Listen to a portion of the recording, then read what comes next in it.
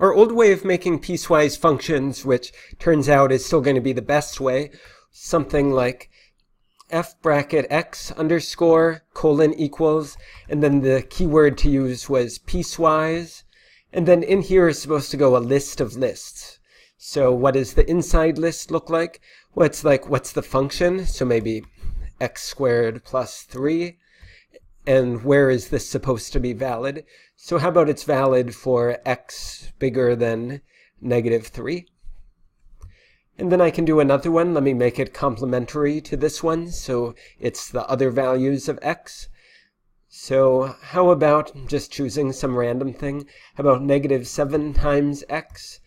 And let's say that's for x less than or equal to negative 3.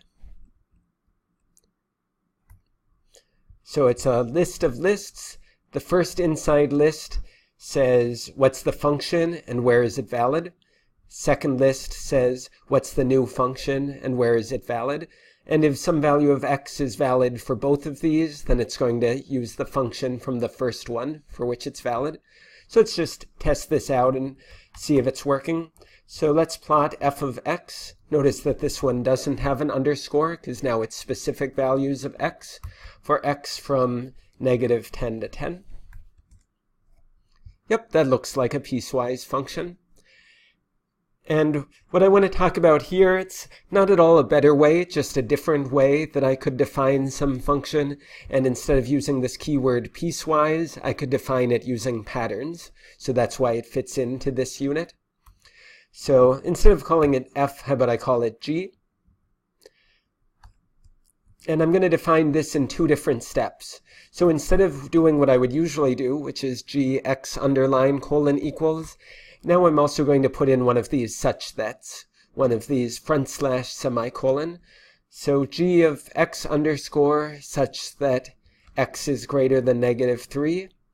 And now on the right side I say, what is the function that I use? So how about x squared plus 3? And then I just did return instead of shift return. And now let me do the complementary one.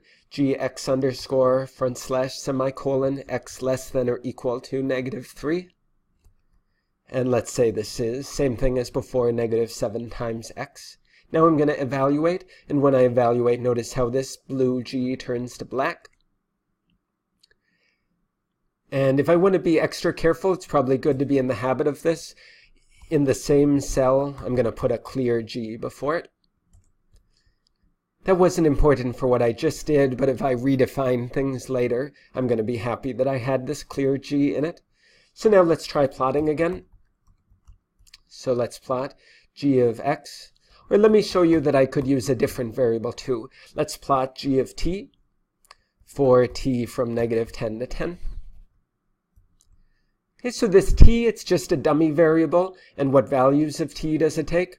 Well, it takes some assortment of values from negative 10 to 10. So it's a tiny bit different in that it draws this line connecting the two here, so it doesn't know as much that it's a piecewise function, but the general shape of the curve looks exactly the same. So these are two different ways to make functions that are piecewise. This one, using the keyword piecewise, is the better one, but this is just another way. And when I taught this class in the past, I defined piecewise functions this way.